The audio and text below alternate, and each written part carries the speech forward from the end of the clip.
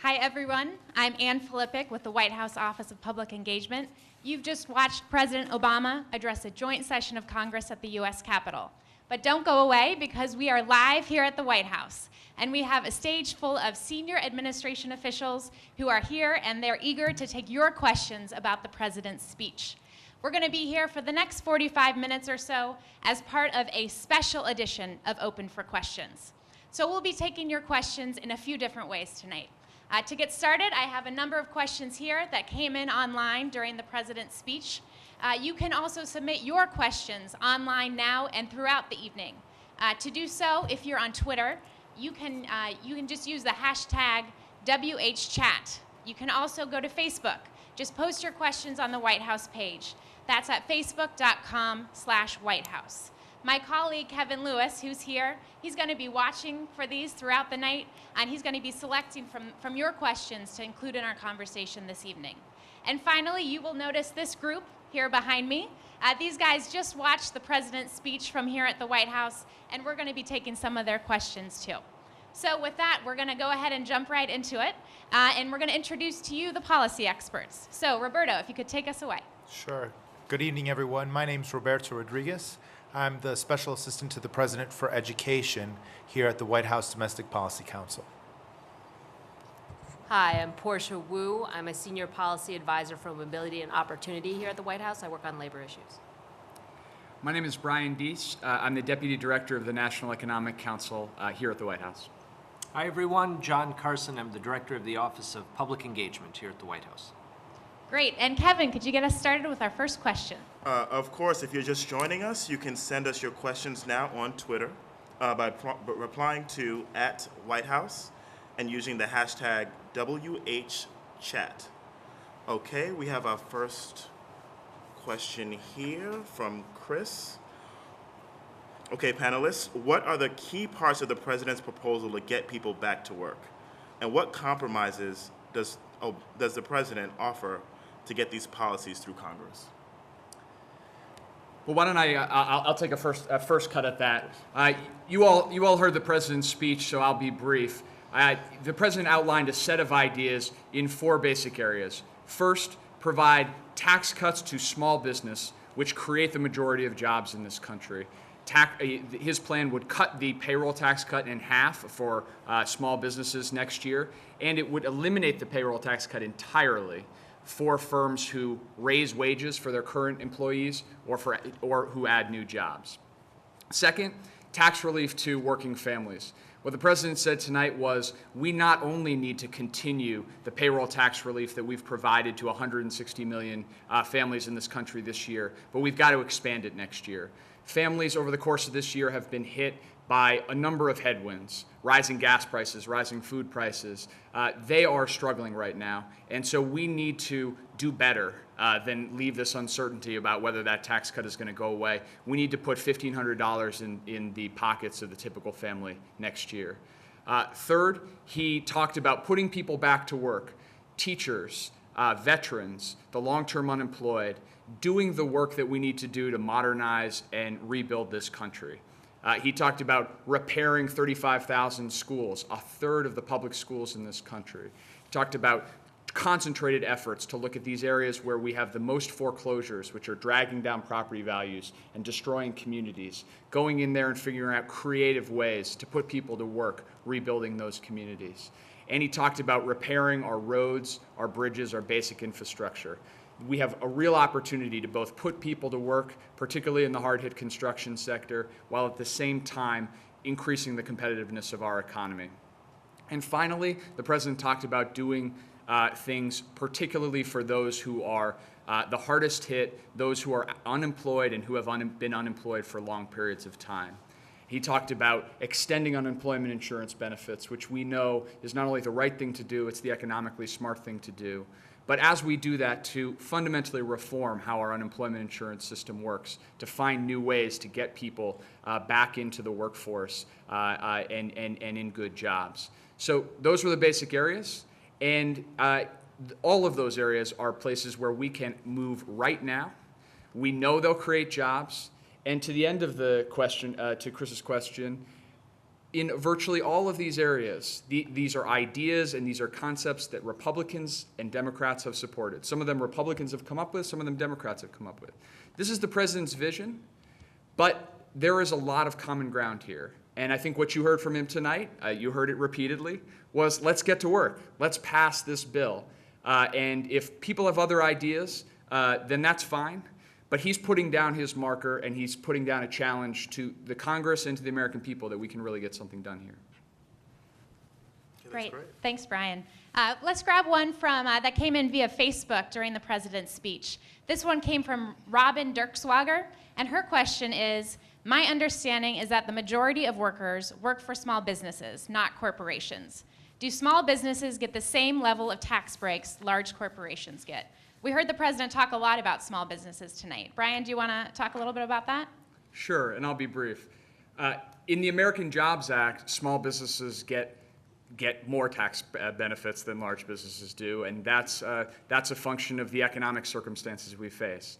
The questioner is right that small businesses create the majority of new jobs, but also as a function of the recession that we went through and the recovery that we're in, while large businesses have had an easier time accessing capital and repairing their own balance sheets after this recession.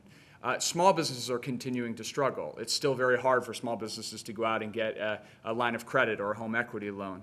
And so targeting assistance to them means not only targeting it where most of the jobs are created, but also where the need is. So both of the tax benefits I just talked about, the reduction in payroll taxes by half for employers and the incremental credit for firms that raise wages or hire workers, both of them are targeted directly at the small businesses in this country that need our help the most and also where the greatest job creation potential is.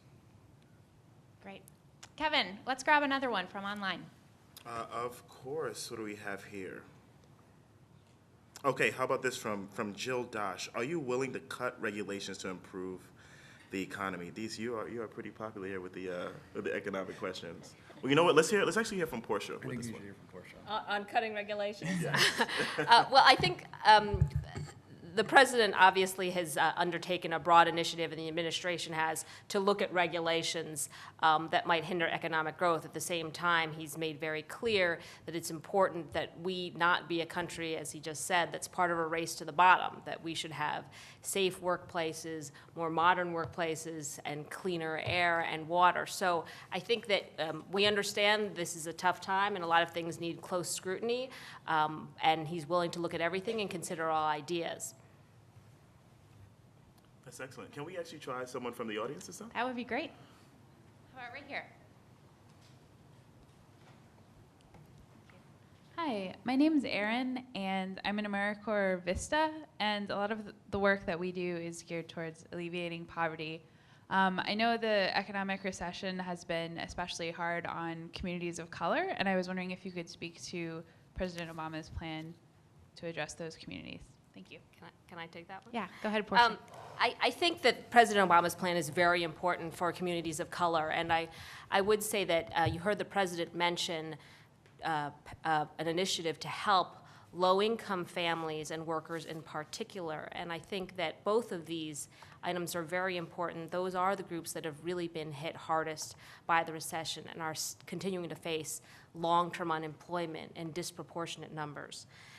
The president talked a little bit about initiatives, and it's going to be called sort of a Pathways to Work, which will include several components, building on successful initiatives in the Recovery Act to put people back to work. So that's summer jobs and year-round employment chances for young people in school and out of school. It's opportunities for low-income people to have work experience that's subsidized so they can get back into the workforce, and also some grant programs to really drive innovation at the local level. I think we're seeing in African American and Latino communities, as well as Native American and other communities, that there's a particular need for some of these initiatives. And I will say some of the tax pieces that Brian talked about, as well as the extending unemployment insurance benefits, will be very, very important to a lot of workers in these communities. One other piece I want to talk about is the president talked about the need to rebuild our nation and really invest in infrastructure.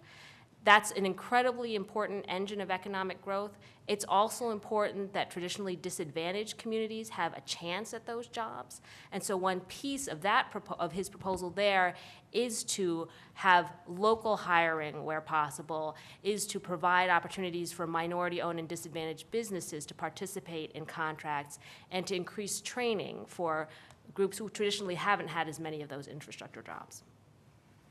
Great, thanks, Portia. And here's a question that came in also during the president's speech, and it builds upon that. I think, Roberto, you might have something to add to this as well. This one it came in through whitehouse.gov from Andrea Morales.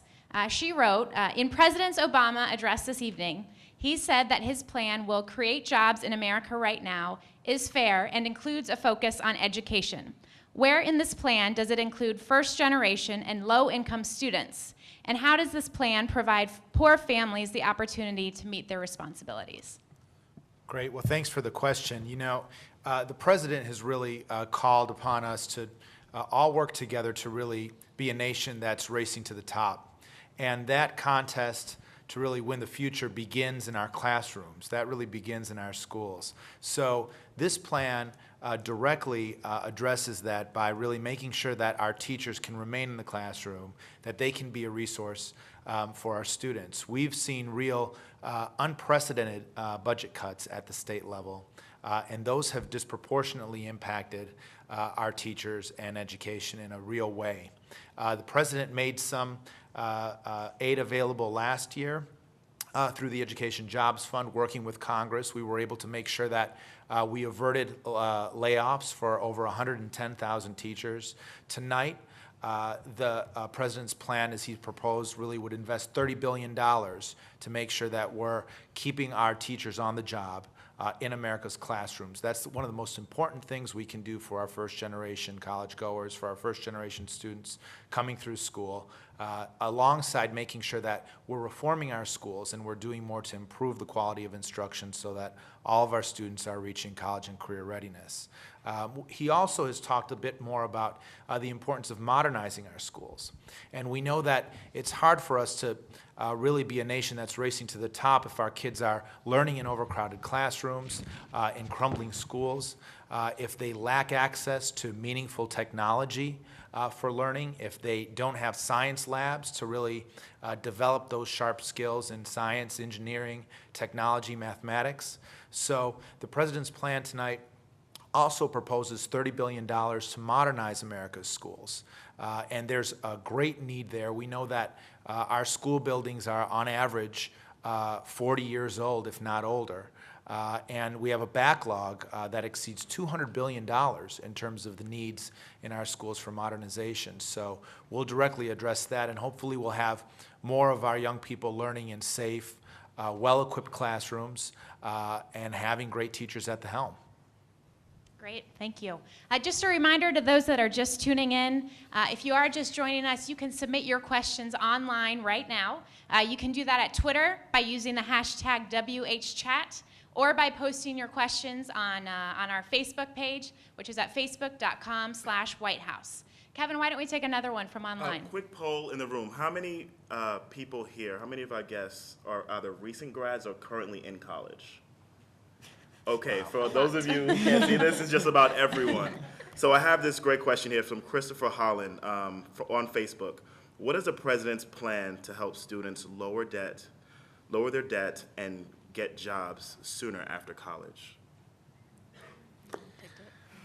Well, you know, we appreciate that question as well. You know, I think the president's done a lot across our education reform agenda to make sure that we're doing more to open college pathways for more of our young people. We have a goal here that really is our North Star. It's our guiding light that the president has set for us to say by the year 2020, we want to be leading the world in terms of the highest proportion of college graduates. We know to get there, we not only need to be sure that we're providing the level of college aid to address affordability. We've shored up the Pell Grant, over $819 in additional Pell Grant aid in the maximum grant for our students, and we believe that's a real meaningful down payment on college. But we also know we need more on-ramps. We need more pathways for our young people to be able to enter college. and in particular for our young people who may be out of work, or young people who may be graduated, don't have a pathway directly to college. So part of the plan that the President talked about tonight is to look at a new Pathways Fund that would support job training and integrated training and education for some of our young people who have already gotten out of high school, as well as for our adults, to be able to come back into the system. We're thinking how we can use community colleges as a real hub to provide this integrated set of education, job training, and skills development to really be able to enter the jobs of the future. Thanks, Roberto. Kevin, what do you think? Another one from the audience? Yeah, let's get one more from the Okay. audience. Yeah. Rachel, can you grab over there? How you doing? My name is William Levitt. I'm a senior at Cesar Chavez on Capitol Hill. And I have a two-part question. One, the president spoke of getting teachers back into the school, so I want to know, does the president feel it's the number of teachers that help educate students or the quality of teachers that help educate students? Well, we think it's really important to have both. We really know that we're not going to be able to win the future if we're not moving forward with the number of teachers that we need to really make sure that all of our young people are reaching their full potential in the classroom. And today we're far behind that. You know, we are, as a nation, have over 200,000 fewer education jobs today than we did in 2008. And I think that's a symbol of how hard this Great Recession has hit our schools and our teachers and our education community. At the same time, we need to be sure that all of our teachers have the skills and the opportunities they need to grow those skills to be the best they can be in the classroom and to be effective. And we're also putting in place, independent of some of the pieces announced tonight, meaningful reforms across the country to make sure that we're supporting teacher effectiveness, we're doing more to measure teacher effectiveness and link that back to student learning, and we're providing all of our teachers every chance that they need to be able to be successful. Thanks, Roberto. Let's get another one from Twitter. This one came in during the speech. It's from @JackANapes, Rusty G. And he wrote, "Is there a way for the government and the White House to foster job growth without more government debt?" Sure, I'll take a swing at that one. I think you heard a bit on this issue from the president tonight. I think that what the president's view is on that exact question is that there are some places where we need to use more of our resources to help jumpstart job growth. So if we're going to provide a short-term tax cut to our small businesses or help extend and expand tax relief to American families, that does have a short-term cost. If we do it in the context of a larger plan where we're not only paying for all of those measures over time, but we're actually doing more over the long term to help bring spending under control, then we can actually increase the effectiveness of that spending in the short run because we're providing more confidence that we're addressing our long-term needs. Separate from that, there are a whole set of things that the government can do, working with the private sector and on its own, to help support overall economic growth. I'll give you just a couple examples. One is the president set a very ambitious goal that we as a country should double our total exports by the year 2015. Our capacity as a country to grow is not just about what we consume here and what we produce here, but it's what we can make here and export all around the world. And can we take advantage of growing markets and growing market opportunities to actually create more jobs here and more opportunity here? That's a place where providing our businesses with more opportunities to explore foreign markets, reducing regulations that actually hamper our companies from actually exporting abroad. These kinds of measures can actually help open up new opportunities for our companies, which could help them grow and hire and expand. Another one that the president talked about today, the president set up a jobs council. He went out and got a broad cross-section of business leaders from across the country and asked them to come and help him think through ideas to help our economy. One of the ideas that they came up with, and that they've been working with us, but largely on their own too, was to challenge the private sector, major businesses as well as universities, to train 10,000 engineers. We don't have enough engineers in this country. That puts us at a competitive disadvantage. And that's in businesses' interest as well, because there's a lot of jobs where businesses need skilled engineers. That's a place where it's a smart idea, and just more collaboration between the public and private sector can do real good for our economy. Thanks, Brian. Kevin, what are you seeing online? You know, I appreciate everyone that's in the room right now. And I just want to reintroduce John Carson. This is one for you. We have Jay Smallwood, straight off of Twitter. White House chat, great proposals laid out on the table tonight. How can citizens help the White House overcome partisanship? Hashtag pass this bill. Excellent. Thank you, Jay. And on behalf of the President, I want to ask everyone in this room tonight, everyone who is watching online, to be a part of this effort to get the American Jobs Act passed. I think there are some concrete things that you can do to make this happen. First, get informed. Follow on whitehouse.gov. There's going to be a lot of fact sheets. There's going to be a lot of information. Take the time to read up on what's at stake here, what the President is proposing. And second, figure out how to tell this story in your community, where you live, the networks that you talk to. You know, the President laid out a bold vision here, but tell the story of how this is going to take the school in your community that is crumbling and give your students a better education, put people back to work in your community. Tell the story. If you're a veteran, tell your fellow vets what this proposal would mean to help get our soldiers returning from Iraq and Afghanistan back to work. We need you to think of every means of communication you possibly can to lay this clear contrast out for everyone. If you have a blog, write a blog. If you tweet about it. You cannot underestimate the incredible importance of every one of you explaining to your communities, to your networks, what the American Jobs Act would mean for them, and that Congress needs to pass it now. In fact, sometimes when you're organizing around these issues, it can seem like your voice doesn't matter, but the reality is building the support behind this across the country is the only thing that's going to get it done. So we need your help. Follow us along at whitehouse.gov, and we're ready to get this passed with you.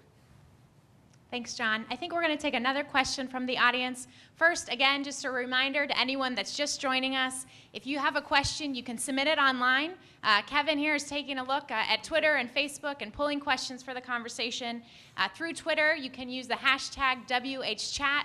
You can also submit via Facebook. That's facebook.com/White House. So let's get a question over here. Ronnie, how about right here?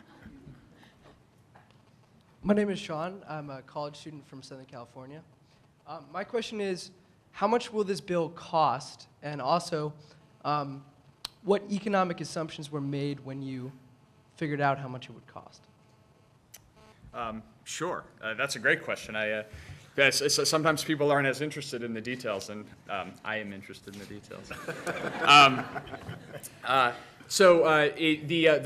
To John's point, if you go on our website now, there is comprehensive information about this bill.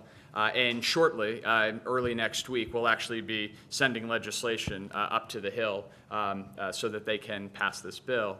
The total cost of this package is just under $450 billion, 447 to be exact. That is broken down between the components that I talked about earlier. But a couple points about the economic assumptions. One, the most important is that the bill is fully paid for, so it will not add a dime to the deficit. Now, sometimes when you say that, people will say, but if you put a bunch of money out into the economy and then you cut a bunch of money at the same time, isn't that going to have an offsetting effect? And what's really important right now to understand is that what we want to do with this bill is provide additional support in the short term while providing additional deficit reduction in the long term.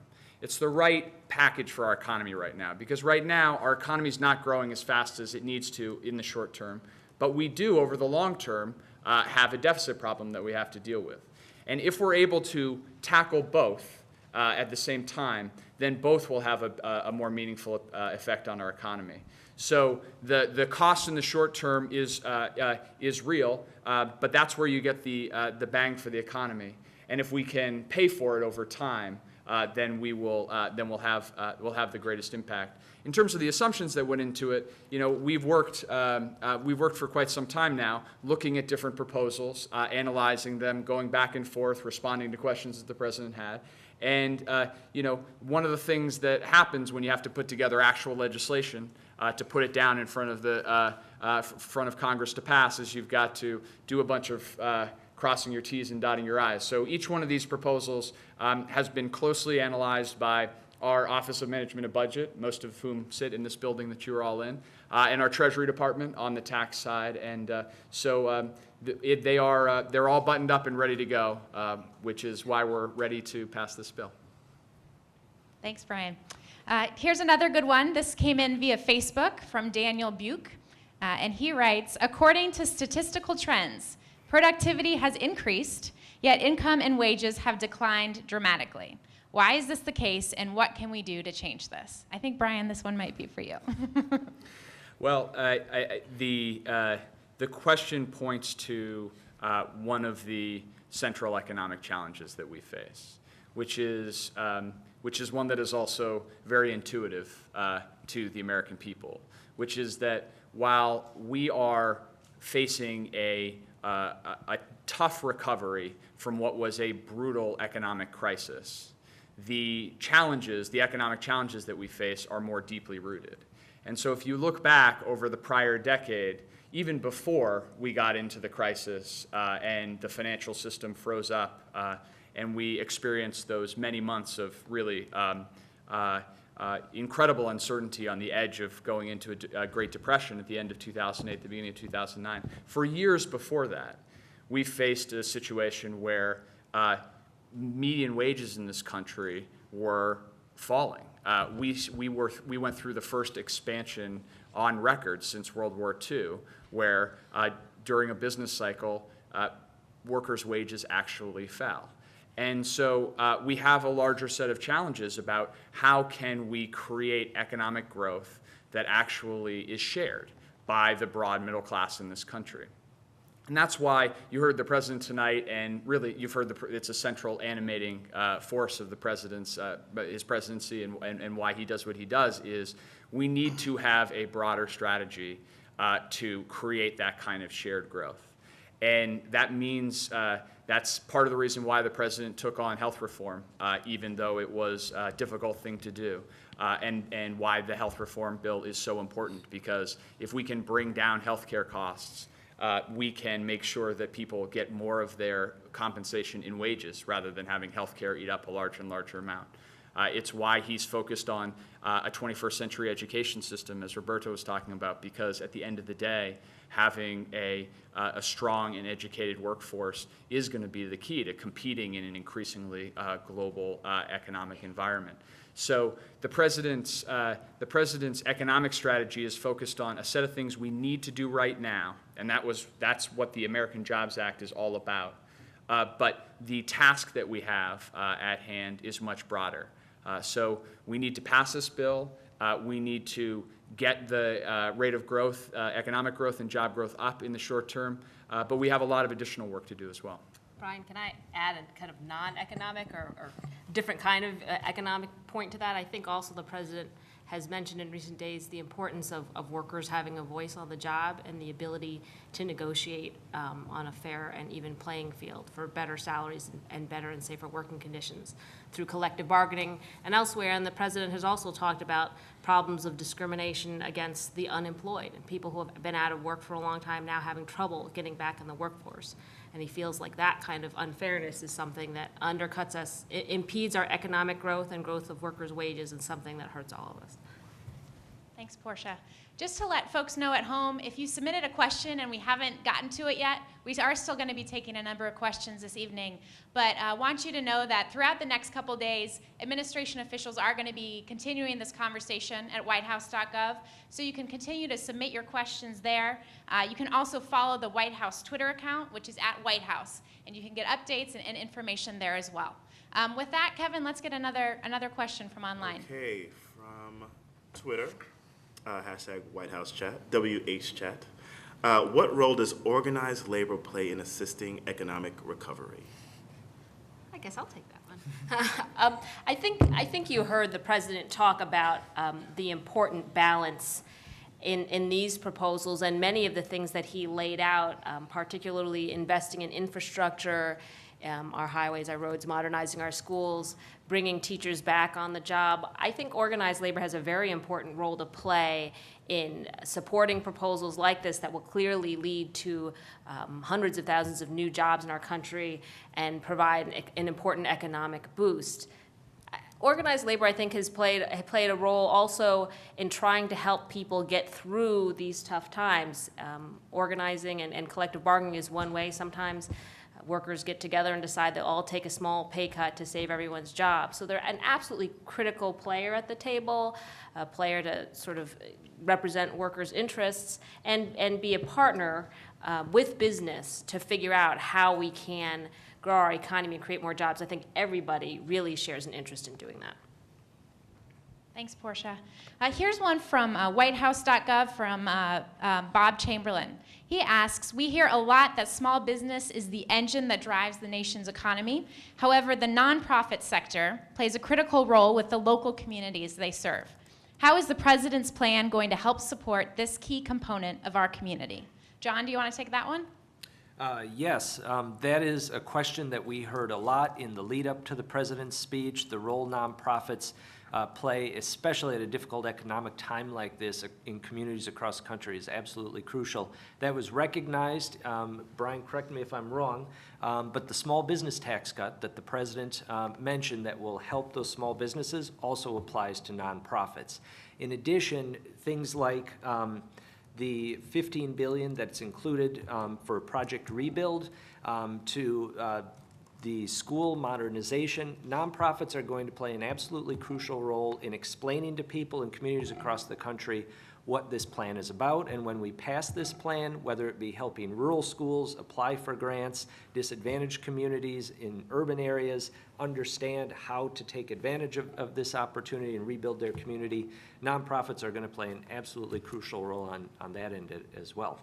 Thanks, John. Anyone else have anything to add? John, if I could add to that, I think, our nonprofit community-based organizations are often such important hubs in our communities for families and for kids to come to access services and support. I want to just make a note in terms of the education funding that the president talked about tonight to prevent layoffs and to rehire our teachers. That also applies for our early childhood educators. So many of our early childhood teachers that are in our nonprofits, in our center-based programs in local communities, really helping kids in their most formative years get a head start. There will be some relief there as well directly to help them make sure that they stay on the job and to bring more teachers back into that setting. Thanks, Roberto. Let's get another question from here. Rachel, how about right here in the back? And let us know your name along with your question. My name is Malik Hawkins. I go to Cesar Chavez Public Charter School for Public Policy, and I'm a singer. So I heard that the president was talking about rebuilding the public schools and stuff. But I was wondering, is he planning on fixing like the curriculums in schools, because it's not like where you go, but what you're learning there? So is he planning on rebuilding that? Absolutely. I think it's one of the president's top priorities in education is to really retool our entire education system so that it is calibrated around one clear goal of college and career readiness for all of our students.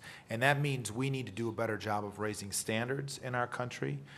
We have too many states that actually have had a race to the bottom with respect to their standards instead of a race to the top. So in order to become internationally competitive, we have to do a better job there, and we also have to do a better job of improving the curriculum.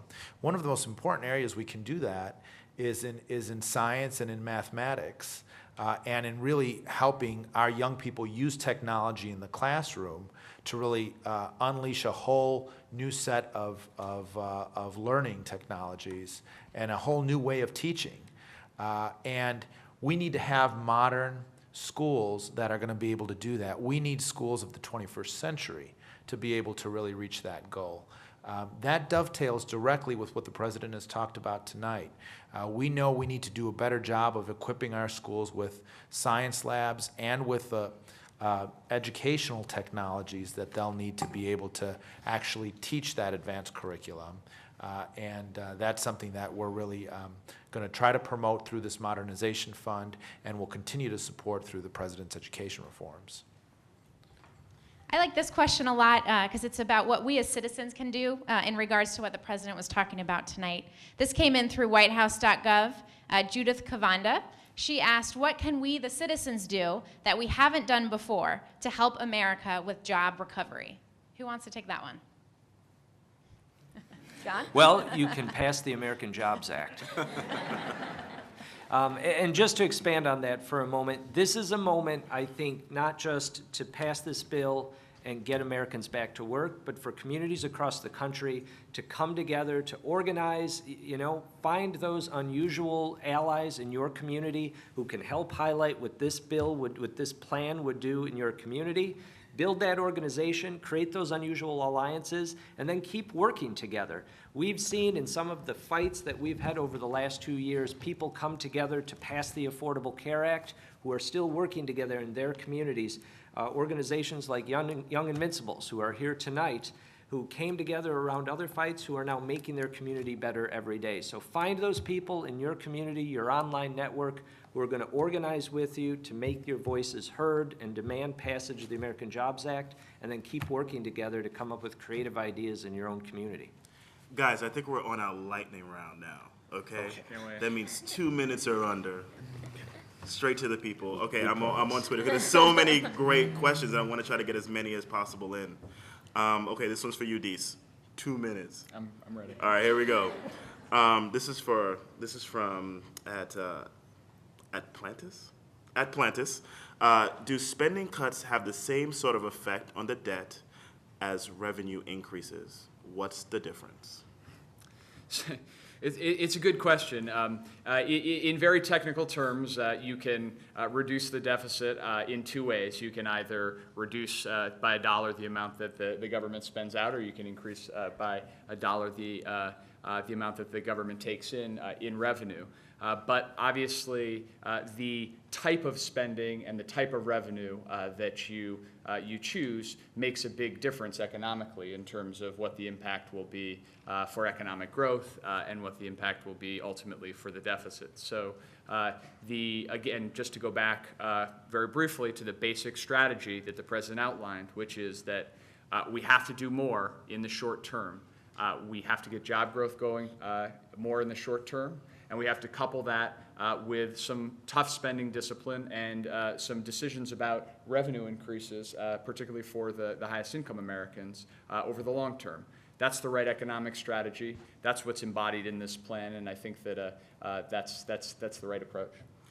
If you're looking for the economic plan from the president in less than 2 minutes, there it is. Let's have another one from the audience. Yeah, and just a reminder to folks, we have just time for a few more questions. So if you're at home and you have that question you want to submit, again, you can do it through Twitter at WHChat. You can also do it through Facebook at the White House page. So let's get right here. With youth unemployment, so like double the national average, one of the programs and one of the themes tonight was, ideas that have been both Democratic and Republican, and I think one is AmeriCorps, Senior Corps, and National Service broadly. And my question is, how can the president, how can we as citizens who support programs that not only hire or have 500,000 people applying for 4,000 slots, going into schools and tutoring kids, rebuilding after natural disasters, really solving a lot of issues that need to be solved anyway, and at the same time providing those jobs to people that just graduated from college and need to get that first job to get their skill set so that they're not unemployed after that. How do we support programs that work like AmeriCorps and Senior Corps and help the president fight for them like he did by passing the bipartisan Kennedy Serve America Act? How do we get that funded?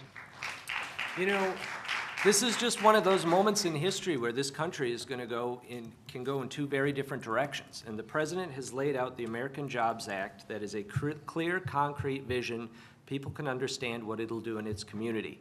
But I want to encourage all of you to engage in this, become part of this effort to make your voices heard on this.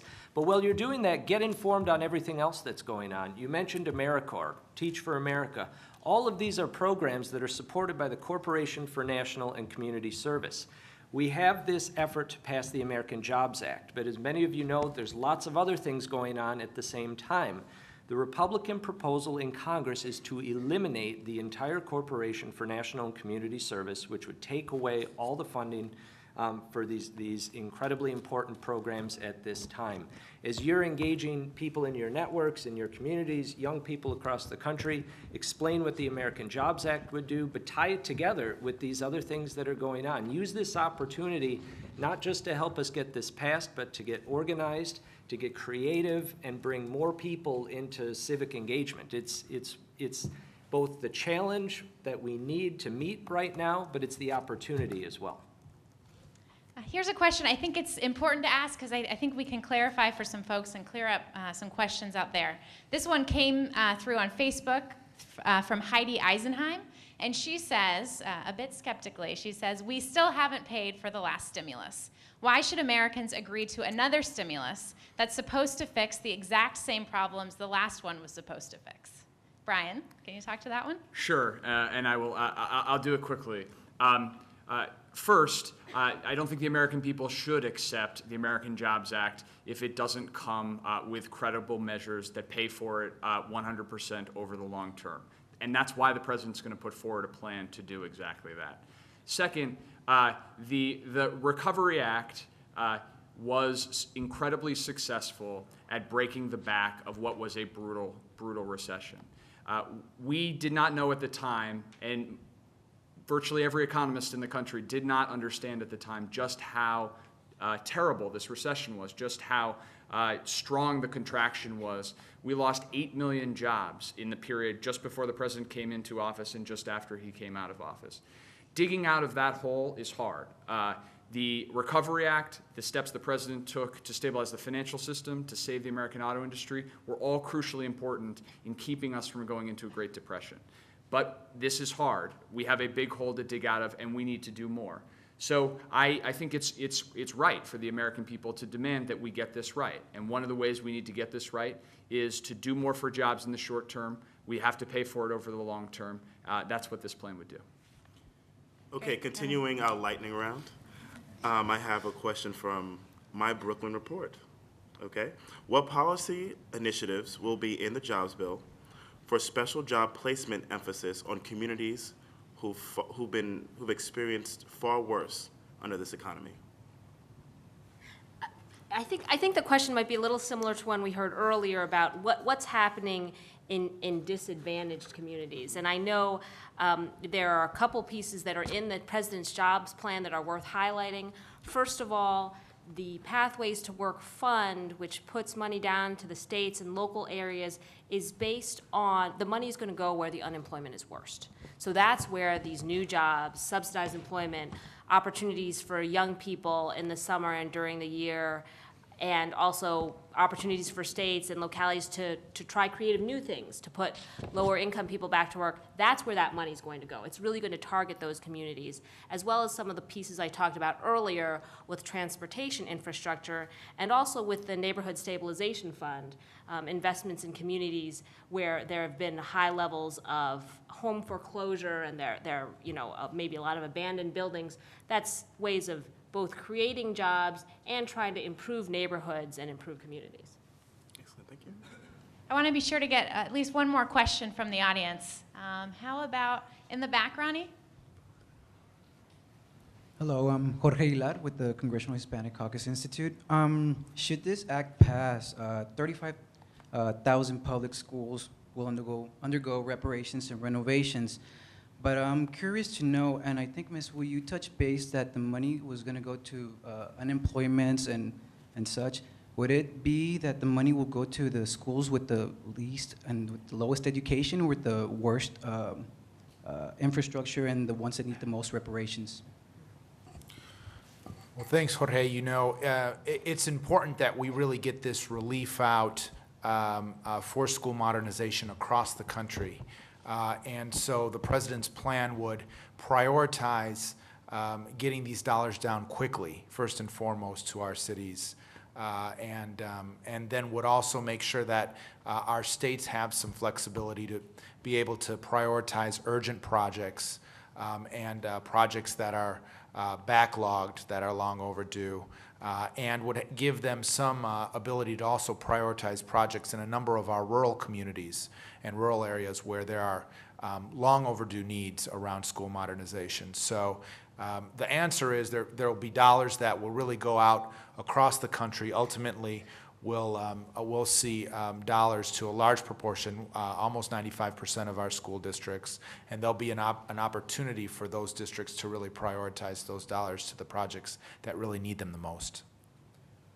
Great. Kevin, let's get another one from online. Yes, of course. This one's coming straight from whitehouse.gov. What is the administration proposing to help people who are upside down on their homes? I can take that quickly. What I will say is that one thing that you heard the president say today was that he is going to work administratively to this question of what we can do without Congress on our own. He's going to work with the federal housing agencies to try to give more homeowners the opportunity to refinance into a lower interest rate mortgage. One of the things we have going on today is we have historically low interest rates. I don't know how many of their college students are also homeowners in this audience, but maybe out in the online. But we have historically low interest rates, just above 4%, but there are a lot of reasons why people aren't taking advantage of that. For people, particularly those who've lost equity in their home or who they are underwater, which means that the value of their mortgage actually exceeds the value of their home. Allowing people to refinance into lower interest rates lowers their monthly payment, so it gives them some relief, money in their pocket, but it also increases the likelihood that they can actually stay in their home because if those payments get overwhelming, then they may be in a position where they can no longer stay. So this is, again, one of these common sense ideas. We can make progress administratively, and the president's going to do that. The president's going to keep trying to find places like this where he can make progress, he can do things, and while John and everybody else is saying go and pass this Americans Jobs Act, we're going to keep looking for places where we can provide relief without Congress as well. Can I grab one more from Twitter? Thank you.